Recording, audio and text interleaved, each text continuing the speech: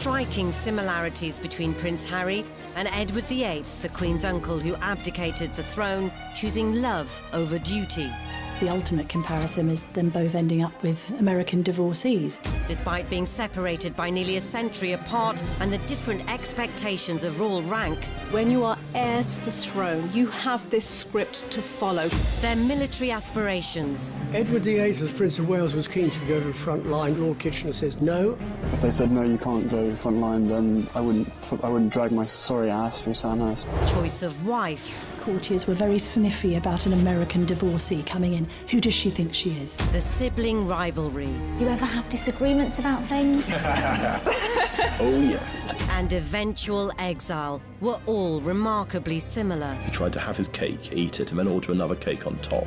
As royal commentators dispel the myth of the monarchy, They ended up with the king doing the conga round the staterooms of Buckingham Palace. experts will break down key archive from crucial moments in royal history. It was a fairy tale created by the Grimm brothers. So prepare to discover what actually happens when blue blood runs red. What have you been doing in here all day? This is The Royals Revealed.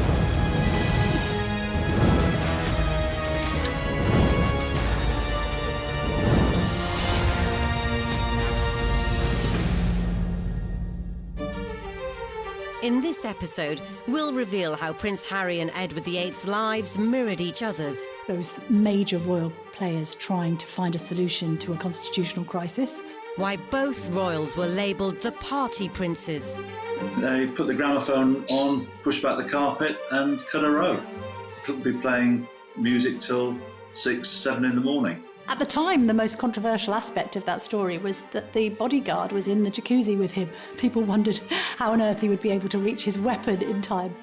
how love ultimately conquered royal duty, She did cue him in for the kiss, and I loved the way that it was a bit of a Hollywood kiss. Good for them, where it's what they normally do with a screen kiss. It's not actually on the mouth, it's on the lower lip. George V, when he was introduced to Wallace Simpson for the first time, was so appalled by seeing his son, Prince Edward, associating with a married woman, that he shouted, "That woman in my own house!" And what does their exile say about our royal family? In the presence of the Queen, you're not really going to have people mouthing off and effing and blinding. No one person changes the monarchy.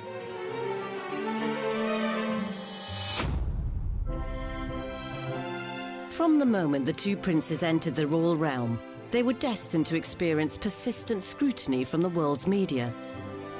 Royal children have always been exposed to prying cameras, whether it's paparazzi or whether it's staff cameramen belonging to newspapers. We had that very famous photograph of Harry sticking his tongue out at photographers. Photographers are not always kosher. They egg on. For example, Harry only stuck his tongue out because the photographers were doing exactly the same. The uneasy relationship with the press continued into Harry's adolescence. Lots was written about Prince Harry's teenage years being that of a royal rebel. He was a playboy prince as far as the press was concerned. There was a bit of that. There was obviously the legendary cannabis smoking and Club H, which was Prince Harry's sort of social scene at Highgrove. And what we saw was Harry falling in and out of nightclubs, sometimes a little bit inebriated, on the odd occasion lashing out at paparazzi. All of these things are damaging perhaps to a certain extent for the monarchy, but actually, interestingly, endeared the public to Prince Harry because there was this sense that he was just a normal lad trying to let off steam. The same can be said of Edward, who, at the impressionable age of 16, became the Prince of Wales. Prince Edward was the golden boy of the royal family. He was probably the first royal pin-up. His face appeared on playing cards, on matchboxes, on tea towels. He was seen as the bright hope of the royal family. But the lofty title didn't prevent his own regal rambunctiousness. They put the gramophone on, pushed back the carpet and cut a row. Could be playing music till 6, 7 in the morning. Because the nickname that Edward had was Peter Pan, and certainly just as Peter Pan wanted to fly to Neverland, Edward wanted to escape Buckingham Palace, a place that he hated and always had bad association. I think with Edward, when you are heir to the throne, you have this script to follow. People practically tell you what to do in order to get there. That is your position in life that you're born to. It is inevitable, perhaps, that at some point you'll want to break loose, find your own voice. With Harry, Harry's the spare. He's like, my brother's got this. There is no particular roadmap for me. I'm just going to let loose. And that's what he did. Both princes had grown up with media attention, but they'd also grown up surrounded by the military. I remember him as a 5-year-old strutting down the private road at Kensington Palace in army fatigues and a parachute regiment, red beret, and he loved every minute of it. And it was the army that provided timely escape routes for both princes. But this led to Edward's first serious run-in with the state. Edward VIII, as Prince of Wales, was keen to go to the front line during the First World War. Lord Kitchener says no, and he was absolutely right. The heir to the throne does not go to the front line because there is a possibility that the heir to the throne might catch a bullet, might die, and got to find somebody else to take his place. He was prevented from going to the front, apart from on one occasion, and then he joined various staff officers to inspect the trenches. And he was lucky because a German shell landed by his vehicle, killed his chauffeur, and because he was inspecting the trenches, he was spared that fate. As Harry ascended through the ranks, the fighting on the front line debate once again reared its royal head.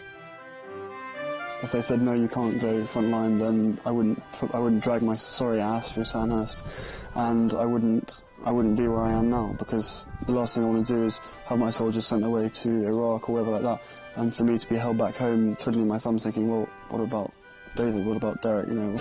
Something about joining the army gives you that self-discipline, camaraderie, focus, and a meaningful existence of your own. So you're not being told what you're going to join and be part of something. His earlier exploits were all but redeemed, until he swapped fatigues for his birthday suit. As what happened in Vegas definitely didn't stay in Vegas. At the time, the most controversial aspect of that story was that the bodyguard was in the jacuzzi with him. People wondered how on earth he would be able to reach his weapon in time, if I can put it like that, to protect Harry in his time of need. After getting caught playing strip pool in his VIP suite, the posturing prince went on an apology offensive. It was probably a classic example of me probably being too much army and not enough prince.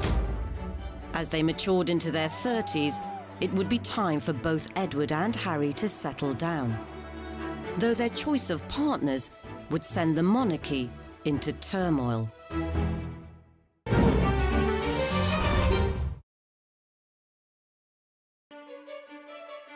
Edward VIII and Prince Harry shared many similarities.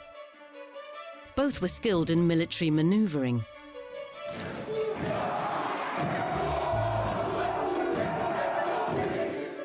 And both men had an eye for the ladies, although their tastes were very different.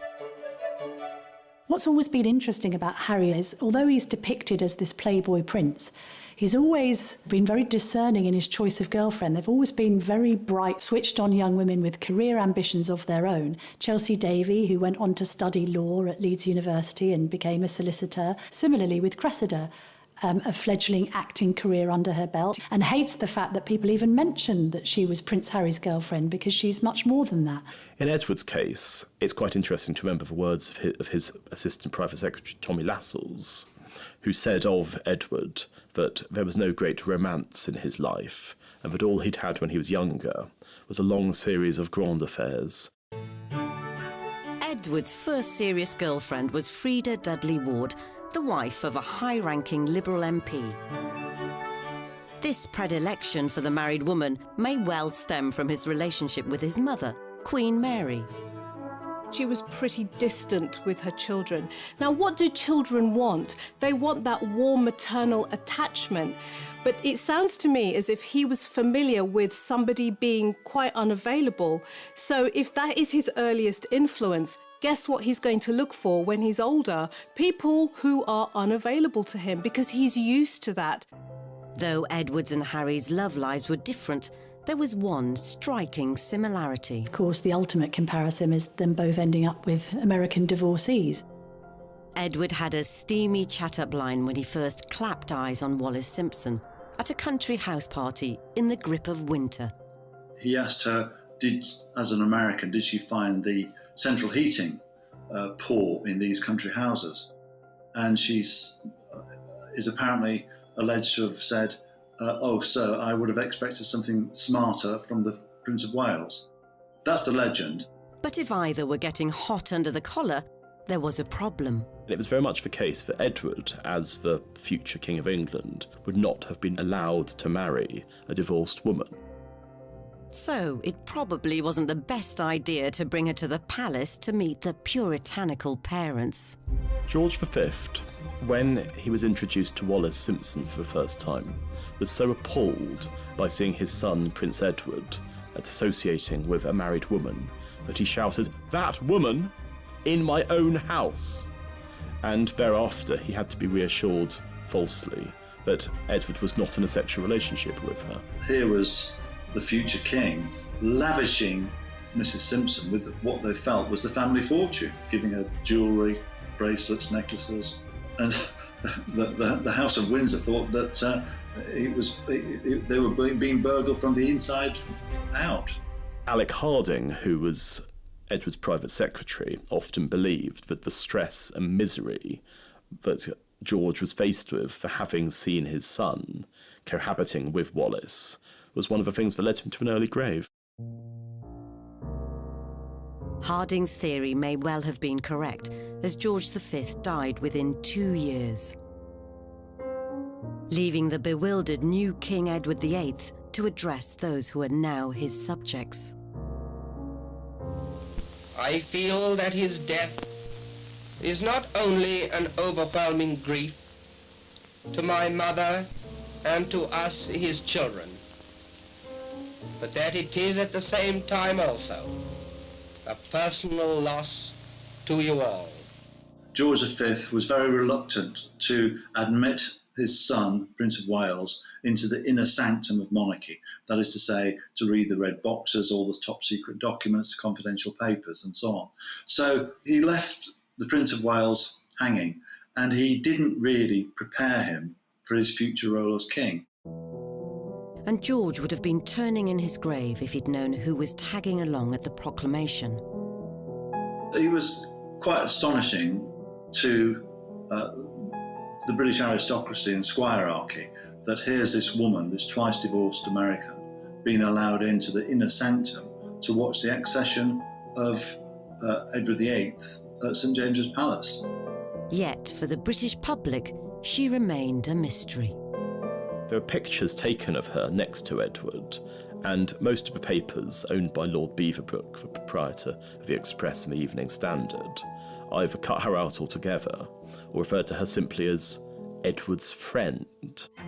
Unfortunately for Harry, there was no such censorship when Meghan came on the scene in 2016.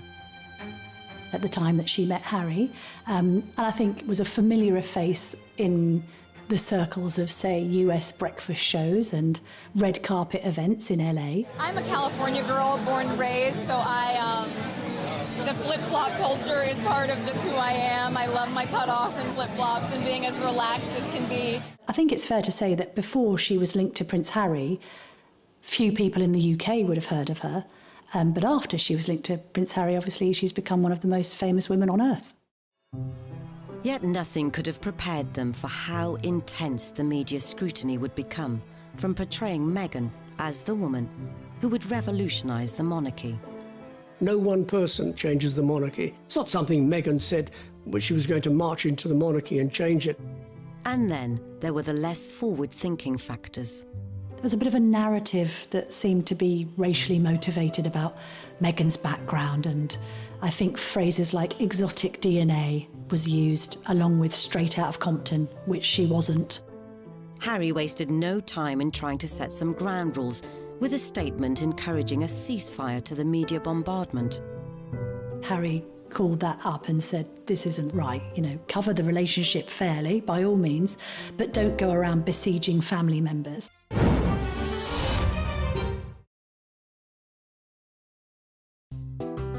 As the prince protected his partner, 80 years earlier, the new king managed to get away to the Dalmatian coast with his. In the summer of 1936, they took a cruise on a boat called the Narlin, which travelled throughout Europe. And there are pictures of the American media with fairly straightforward headlines about the king and his mistress. And none of this made it into the British papers at all. And the continental press had a field day, with one candid snap in particular. We've got one key gesture here, and that is that she's putting her hand on his arm, which you don't do to royalty, but it's the way that she's doing it. She's using not just a loving hand gesture, it's a restraining movement. It's all about power and control. It's quasi-parental. She's put her hand on his arm with the fingers straight, and it's a kind of a stop, restrain, control movement. Not just control over him. It would make her look like a very self-controlled woman as well, because there's a little sideline on this gesture, which is that not only has she got her hand on his arm, she's got her handbag hanging from her thumb. Now, that would only be somebody that was completely confident, completely in control and knew what they were doing. It's not something many people could pull off. The press took that as a signal to talk about the relationship with Wallace. And it came as a complete shock to the British population. The press were duly dispatched to Wallace's residence, which was enough to send her fleeing to France, so the couple began writing to one another. Wallace used a word called enum, which she used in her letters to Edward, and enum essentially meant frightened and scared. And in one letter that she wrote Edward, she said, "When the two of us are together, I feel that we can just about bluff it out, but when I'm on my own, I feel terrified and I feel inadequate." As the furore grew back in Britain, news crews set about canvassing public opinion. King, he should marry who he loves. He's been a good chap to the working class. That's my opinion of him. I am a housewife. Personally, I think he is a sign of modern democratic times. I am a chauffeur by profession. After all, the king is a man like myself, but he should not allow his private life to interfere with his public life. If you go into the National Archives and look in their private vaults, you'll see thousands of letters sent to Edward basically saying, "Don't do it, sir." 8 decades on, the public had warmed to Meghan. She really is beautiful, isn't it? Women particularly were drawn to her because she seemed to be the kind of princess who wanted to be heard as well as seen, and to have a platform and to champion really important subjects like women's rights. And when they did their tour of the UK, there were crowds in the streets shouting their name. There was such a huge amount of goodwill behind them both. But easing Meghan into the formalities of royal family life required some on-the-spot schooling from Harry.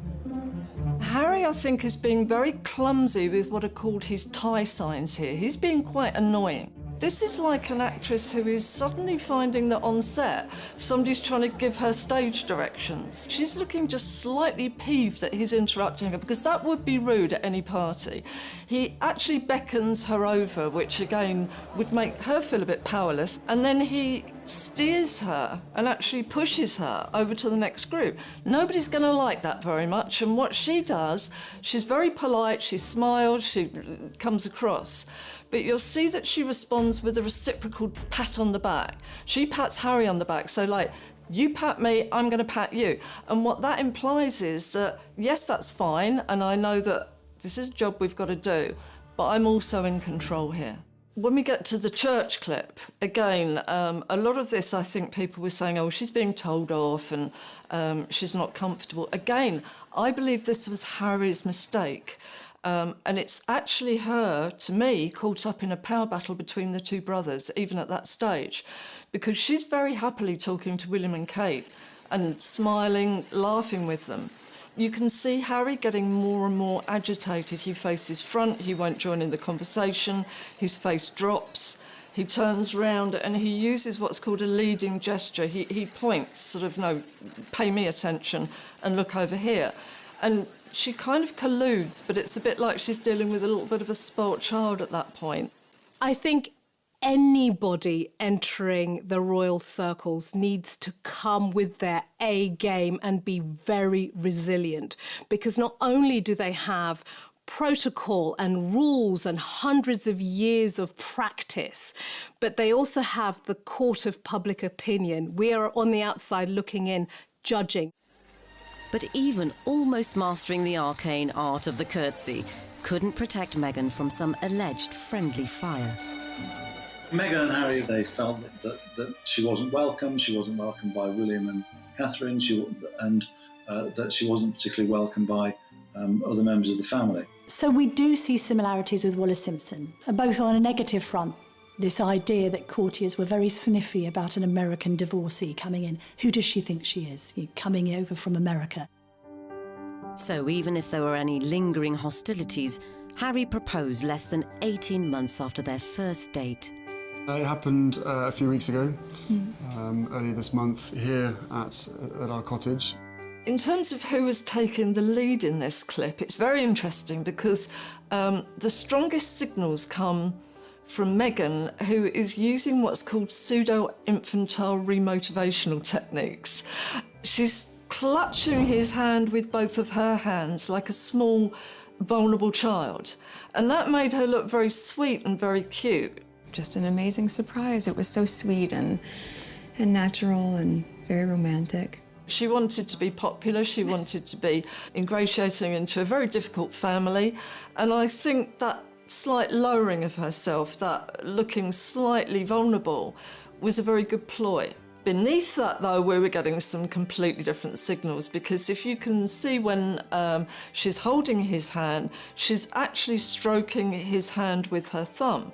And what that means is she's calming him down. She's reassuring him. He doesn't like the press. He doesn't like to come out and be doing this. When they first walked out towards the press, she's rubbing his arm. It's, come on, let's get it over and done with, we're fine. It was good to see an intelligent woman, but she was in control. Both Harry and Edward had strong, independent women on their arms. But it was Edward who had to come up with a cunning plan to marry. In late 1936, Edward raised the possibility of a morganatic marriage with PM Stanley Baldwin, meaning he'd still be king, but Wallis Simpson wouldn't be queen. What he tried to do was he tried to have his cake, eat it, and then order another cake on top. And that led to the most spectacular meltdown in any kind of possibility of his remaining king. After the government rejected Edward's proposal, he informed the government of his intentions to abdicate on December the 9th. And by December the 10th, he was gone. 2 hours ago, I discharged my last duty as king and emperor. That I have found it impossible to carry the heavy burden of responsibility and to discharge my duties as king as I would wish to do, without the help and support of the woman I love. But the controversy was only just beginning for both royals.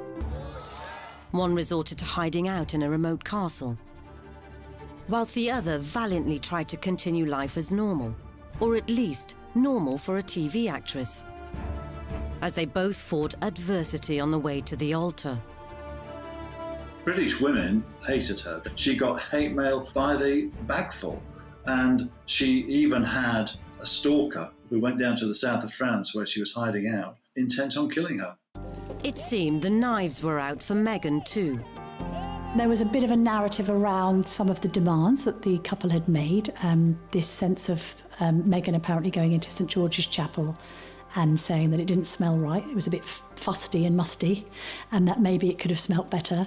Other stories then emerged of Prince Harry effectively telling, we think, one of the Queen's most senior aides what Meghan wants, Meghan gets. It's kind of set a narrative around a couple who were being quite demanding. Wallis had also tried to take control. Wallis Simpson got divorced in October 1936. Her divorce was technically illegal because it involved all of these various things, such as collusion with her husband Ernest.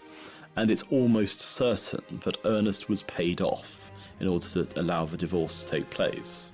So you have to imagine that Wallis, as a divorced woman, was actually in a rather odd position because her decree nisi didn't come through until April 1937. A fortnight later, George VI had been officially crowned.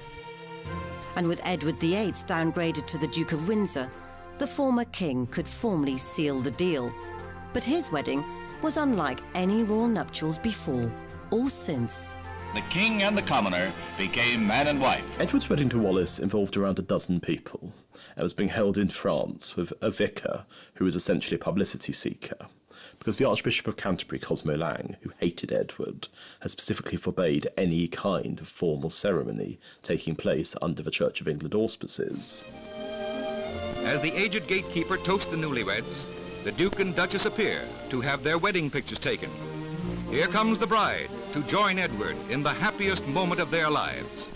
I love the phrase, the happiest moment of their lives. I would say tell his face that, because, no, what we're seeing, not particularly blissful, I'm afraid. They present, they stand there very nicely, they smile from the cameras, but again, Edward uses this Windsor male habit of anxiety rituals, and you can see him with the tie, and even more tellingly, when he's facing the cameras, you can see the muscle working away on the side of his cheek. So he was tense and impatient. What I find really telling, though, is when they finish doing the photographs and walk away, she just goes off up the stairs by herself and almost back into this kind of social role with the other people that are up there. And he's left to kind of go round behind them and just stand there. You'd expect them to be welded together at this point. This is their wedding day, the clue's there.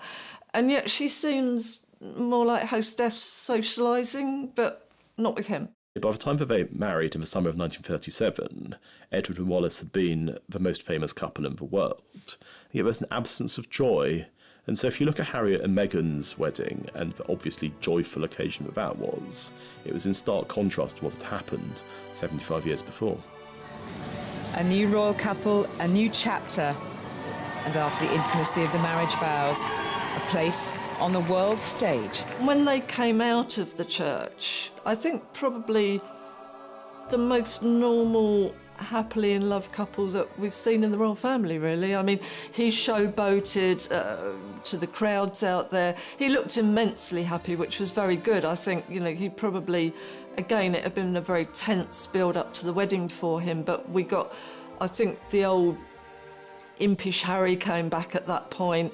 She did cue him in for the kiss, and I loved the way that it was a bit of a Hollywood kiss. Good for them, where it's what they normally do with a screen kiss. It's not actually on the mouth, it's on the lower lip, and that means you don't mess the makeup up and everything. So I think they've done a bit of rehearsing, why not? In a rare triumph over the prying press, Harry and Meghan managed to keep their honeymoon destination a secret. Whilst Edward and Wallis openly tested the waters of public opinion around Europe. As the European honeymoon of the American-born Duchess and her royal-born bridegroom draws to a close, they still occupy the center of the stage as the King and Queen of Hearts. Despite the Sussexes' huge popularity all over the world, some areas of the media continued to plague them. Even news they were expecting was seen as fair game for critique. There was so much criticism about Meghan and the way that she kept cradling and holding her baby bum, and I don't know, some people in the press, it's almost like, oh, she's overdoing it and showing it off. So what? No. I think the big problem was that people didn't get that for years and years and years, particularly in the royal family, it was almost seen as a bit obscene when they were pregnant, so they'd end up wearing a bell tent dress, and then suddenly we got a very liberated woman who would wear whatever she wanted to wear, even if it was quite a tight dress, a revealing dress, and constantly cradling the bum. And I would say good for her. She was so clearly in love with her baby bump, which is natural. The trouble is the media seem to have taken offence at this and gone at her quite negatively and made it out that she was doing something unnatural, abnormal, and almost to the point of heinous. And she wasn't. Lots of mothers do that every day, but they're not in the public eye. And I think for Meghan, it may have been another attempt to other her, put her in a different box. Have you seen the way she's behaving? It's not quite the done thing, although there are loads of examples of Kate doing exactly the same thing. Even the decision to not replicate Harry's own newborn on the hospital steps shot was the subject of scorn. Births, deaths and christenings and weddings have always attracted media attention. The media want them. If they didn't let them in, there'd be a tremendous furore, as we saw with the christening of Archie. Harry and Meghan, they didn't want photographers, and there was a lot of adverse press against them. So, you know, it's a catch-22, isn't it? Damned if you do, damned if you don't. Eventually, enough was enough. And in October 2019, the Sussexes released another statement admonishing foul play. The second press statement was effectively suggesting that there was a vendetta or a campaign against Meghan, and that the media wasn't motivated by the right incentives when covering the Sussexes. That's then taking the coverage extremely personally and suggesting that you are being treated unfavourably, for instance in the case of Meghan against Kate. Again, there's a short memory syndrome going on, because back in the day when Kate was on the scene, she was being called Weighty Katie. Her and Pippa Middleton, her sister, were called the Wisterias because they were fragrant with a ferocious ability to climb. Short memory or not, Harry and Meghan were on the offensive, and they seemed to be handling it personally. Some of the wording of the second press statement was a bit jumbled and a bit confused. It was also laced with Americanisms, and therefore looked as if it was being written by Meghan directly. And when you've already got a narrative of Meghan driving a wedge and Harry being somewhat under the thumb, that only serves to confirm that theory. Regardless of whether Harry may have been wrapped around Meghan's finger, a couple of months later, everything unravelled. The Duke and Duchess of Sussex have announced that they are carving out what they call a new role for themselves. As like his great-great-uncle before him, Harry chose love over duty. I don't believe for a moment Harry forgot his purpose. I think Meghan suddenly found herself in a goldfish bowl that she didn't want to be in. When it was all kicking off, the Royals did what any family would do. They held a meeting. The summit involved the Queen, Prince Charles, the Duke of Cambridge and Prince Harry. To have those major royal players trying to find a solution to a problem that had been likened to the constitutional crisis, the abdication crisis of 1936. And I think, actually, when I spoke to people afterwards, they did stress that it was all quite cordial and controlled, because in the presence of the Queen, you're not really going to have people mouthing off and effing and blinding. And as the press clamoured for answers, Harry, how are the discussions going on your future? The result was a very public separation, as the Queen reluctantly gave Harry and Meghan permission to slink off to pastures new. Did he do it to protect Meghan, or did he do it because Meghan asked him to? You can't be entirely certain, but one thing you can say is that Meghan has always seemed like the dominant partner in that relationship. Like Wallace, she's somebody who seems to have had a hold over him. And there's a famous line, I don't know if it's apocryphal or not, whatever Meghan wants, Meghan gets. And you can imagine that being said exactly the same words, whatever Wallace wants, Wallace gets. In the aftermath of their abdicating announcements, relationships within Edward and later Harry's immediate family were strained more than ever before. And the mood between Edward's brother Albert, now King George VI, but known to his pals as Bertie, was understandably less than chummy. You're not just affecting George VI, you are affecting his entire family. And effectively, you've changed the rules of engagement and you've changed the whole dynamic of what's going to happen next. The recently married Duke and Duchess of Windsor were still followed by crowds wherever they traveled. In Paris, Britain's former king and his bride made the announcement that they were not intending to embarrass the royal family by settling in England. Since then, they have been world travelers. The major problem in the relationship between Edward and George VI after the abdication was money, because Edward VIII had lied about what his financial circumstances were. He was worth around £1 million, which was made up of a combination of cash and property, but he claimed that he was going to be essentially driven out of his own country, a pauper, and so his brother Bertie agreed that he would be given an allowance of £25,000 a year. It was going to be paid out of George's personal money because there was no possibility that Parliament would have voted for public money to be paid to essentially Wallace for all eternity. But when it became clear that Edward had been lying about money, there's all these very angry letters which both of them wrote to each other, and George VI wrote to Edward. The reality of what happened was I was completely misled. I'm not seeking to blame you or anyone else. I know how difficult a time it was, but I was lied to. And I think that you can see thereafter their relationship never recovered. Edward was seen as an embarrassment. In comparison, Harry and Meghan ditched their titles, had to repay £2.4 million for the refurb on Frogmore Cottage, and stopped receiving money from the sovereign grant. Yet the cost to his own brotherly bond may prove to be even greater. We think the initial row started because William might have expressed some brotherly concern that Harry was rushing into things with Meghan. And I think William just thought, hang on a minute, be careful. And Harry took offence to that and felt that it wasn't showing enough support for the woman in his life.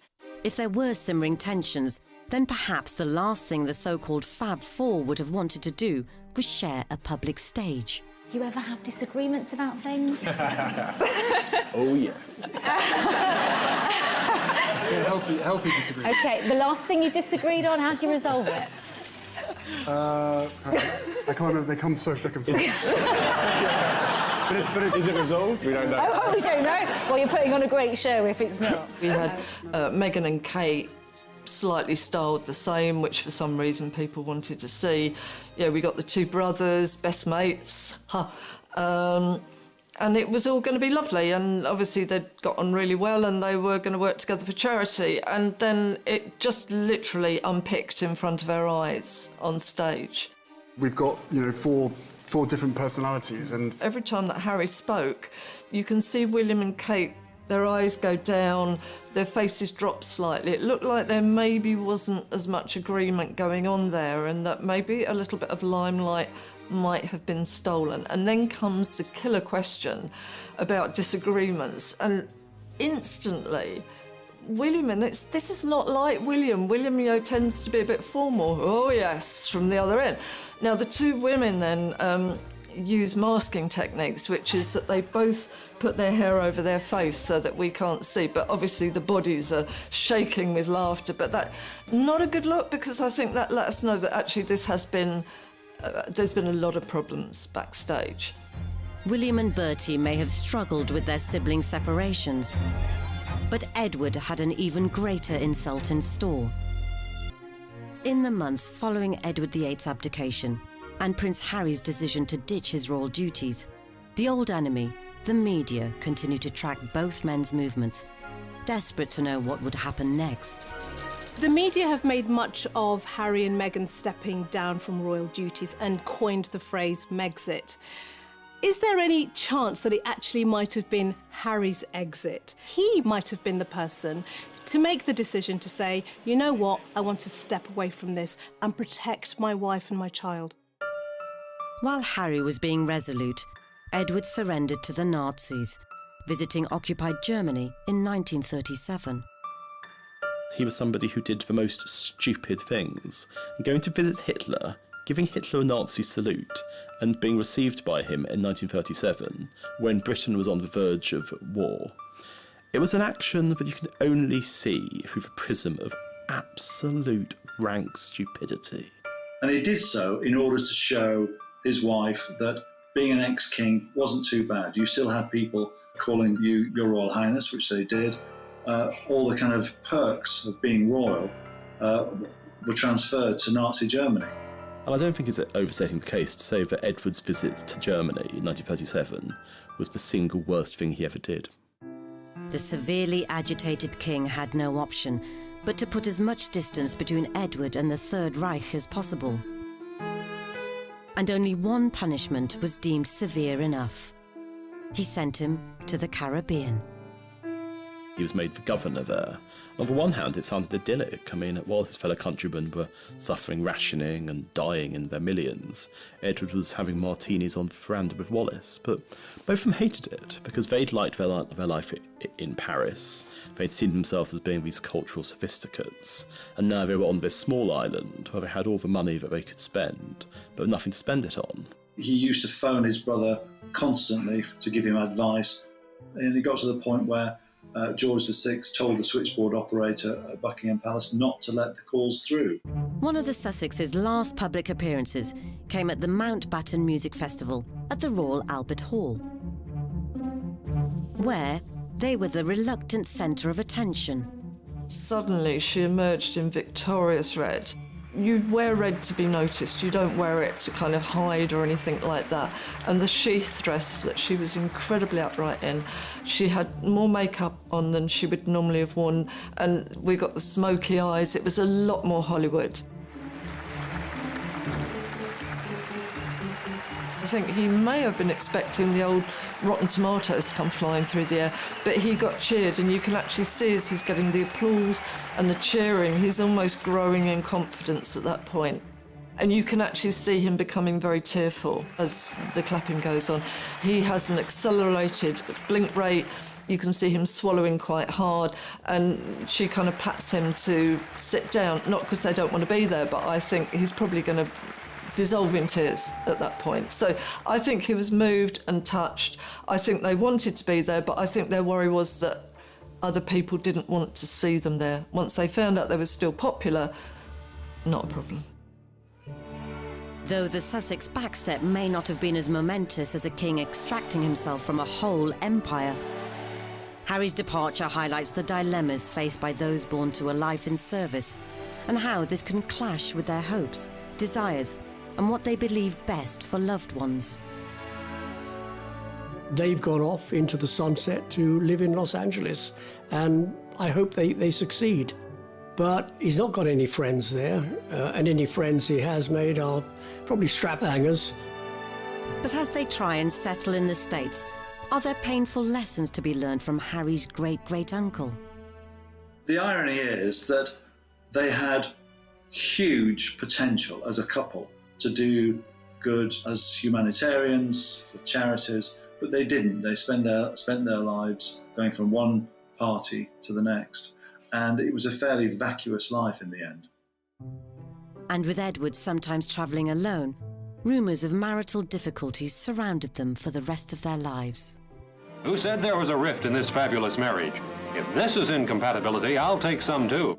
There had been rumours about the fact that the two of them were having problems, and they tried to do something that is now very regular with public figures. They tried to disprove those rumours with their body language in a public display of affection. It's gruesome to watch. It's like a baby rejecting food, the turning of the head. And then it gets worse because, he's not going to let her go, and she pulls her head away. You can see her arching her back. It actually looks as though she's kind of repelled by him. It's awful, absolutely awful. As Harry and Meghan pursue a progressive new role, only time will tell how much or how little we will continue to see of them. I think that the major difference between Harry and Meghan and Edward and Wallace is that Harry has been somebody who's much more attuned to popular feeling than Edward ever was. I know that some people in Britain are glad to see the back of them because they don't think that they've behaved well, but there are others who thought, fair play, you're prioritising your immediate family and you want to do things differently and you want to make some money, go and do it. I see their mission far more rewarding, ultimately, than that of Edward and Mrs. Simpson. Whatever their future holds, one thing is clear. If Harry is to ensure he won't end up languishing in another country like Edward did, he must find a new sense of purpose, and maybe, just maybe, tone down his vitriol against the press if one day they return to frontline royal life. But the lofty title didn't prevent his own regal rambunctiousness. They put the gramophone on, pushed back the carpet and cut a row. Couldn't be playing music till 6, 7 in the morning. Because the nickname that Edward had was Peter Pan. And certainly, just as Peter Pan wanted to fly to Neverland, Edward wanted to escape Buckingham Palace, a place that he hated and always had bad association. I think with Edward, when you are heir to the throne, you have this script to follow. People practically tell you what to do in order to get there. That is your position in life that you're born to. It is inevitable, perhaps, that at some point you'll want to break loose, find your own voice. With Harry's the spare. He's like, my brother's got this. There is no particular roadmap for me. I'm just going to let loose. And that's what he did. Both princes had grown up with media attention, but they'd also grown up surrounded by the military. I remember him as a 5-year-old strutting down the private road at Kensington Palace in army fatigues and a parachute regiment, Red Beret, and he loved every minute of it. And it was the army that provided timely escape routes for both princes. But this led to Edward's first serious run-in with the state. Edward VIII, as Prince of Wales, was keen to go to the front line during the First World War. Lord Kitchener says no, and he was absolutely right. The heir to the throne does not go to the front line because there is a possibility that the heir to the throne might catch a bullet, might die, and